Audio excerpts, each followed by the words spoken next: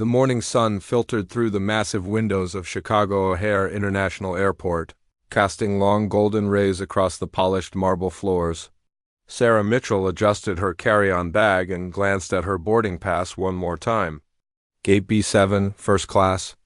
She had saved for months to treat herself to this upgrade for her vacation to San Francisco. The terminal buzzed with the familiar sounds of travel rolling, suitcases clicking against the floor, muffled announcements echoing overhead, and the gentle hum of hundreds of conversations blending together. Sarah found comfort in the rhythm of it all. She had always loved airports, even during stressful times. There was something magical about being surrounded by people embarking on their own journeys. As she made her way toward the gate, Sarah noticed the usual mix of travelers. Business executives in crisp suits talked rapidly into their phones.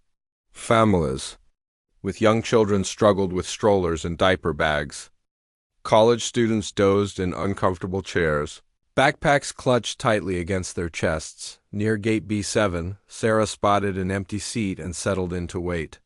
She pulled out her book and tried to focus on the words, but her attention kept drifting to the world around her. A gentle breeze from the air conditioning carried the scent of coffee and fresh pastries from a nearby cafe 30 minutes before boarding. Sarah noticed a commotion near the ticket counter. A man in a charcoal gray suit was speaking with increasing urgency to the airline representative. He held a small child in his arms, a little girl who couldn't have been more than 2 years old. The child's blonde curls caught the light as she rested her head against her father's shoulder. Clearly exhausted, Sarah couldn't help but watch as the scene unfolded. The man's voice carried just enough for her to catch fragments of his conversation. Something about a family emergency. A last-minute flight change. No available seats? The little girl began to fuss, her tiny hands rubbing her eyes. The father bounced her gently, whispering soothing words, but Sarah could see the stress etched across his face.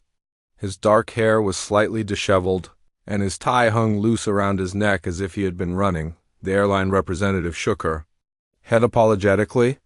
Sarah watched as the man's shoulders sagged slightly. He looked down at his daughter, then back at the woman behind the counter.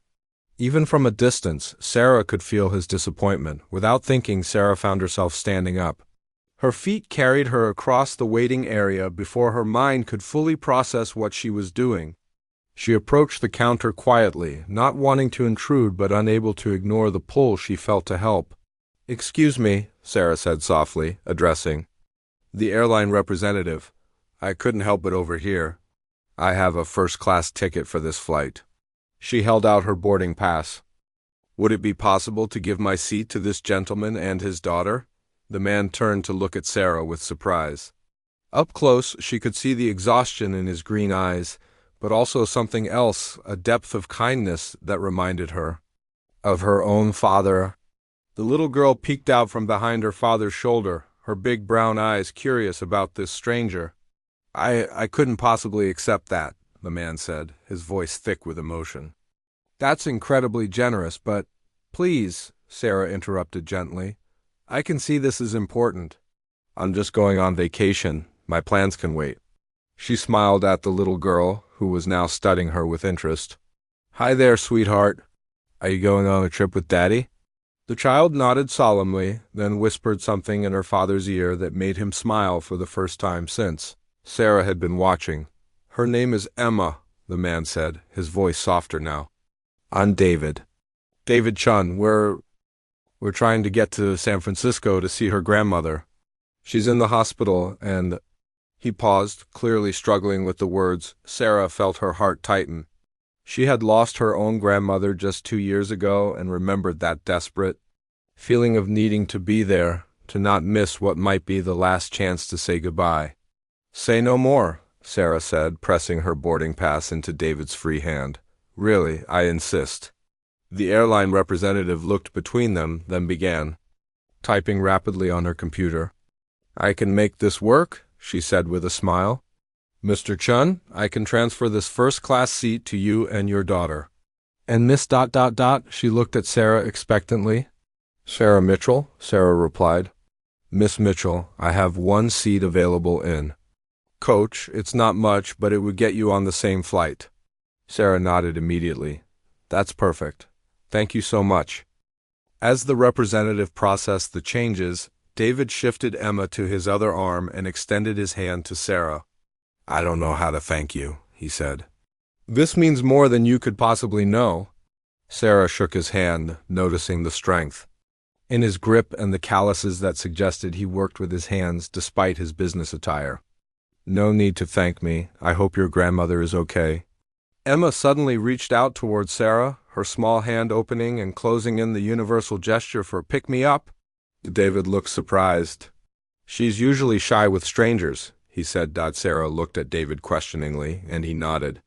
She carefully took Emma into her arms, and the little girl immediately relaxed against her shoulder. Sarah felt a warmth spread through her chest as the child's tiny arms wrapped around her neck.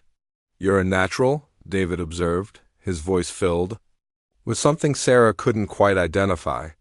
Do you have children? No, Sarah replied, gently rubbing Emma's back. But I work with kids. I'm a pediatric nurse.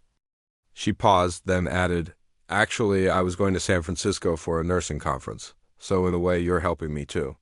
Now I have a good reason to be on this flight. David's eyes widened slightly. A pediatric nurse? That's amazing. Emma's been having a hard time lately, with her grandmother being sick and all the travel. He trailed off, watching his daughter settle peacefully in Sarah's arms. The boarding announcement crackled over the intercom. Ladies and gentlemen, we are now beginning boarding for flight 447 to San Francisco. First-class passengers, please approach the gate. Sarah carefully handed Emma back to David, who had gathered their belongings. As they walked toward the gate together, Emma kept looking back at Sarah over her father's shoulder, waving her tiny hand. Sarah, David said as they reached the boarding area, I know this might sound forward, but when we get to San Francisco, would you like to have dinner? I mean, I'd love to properly thank you, and Emma seems to have taken quite a liking to you. Sarah felt herself blushing slightly. I'd like that very much. As David and Emma boarded the plane, Sarah couldn't help but smile. She had given up her first-class seat on a whim, driven by nothing more than the desire to help a father and daughter in need. She had no idea that David Chun was the CEO of a major tech company, or that this simple act of kindness would change both their lives forever. Sometimes the most beautiful journeys begin with the smallest gestures of the heart.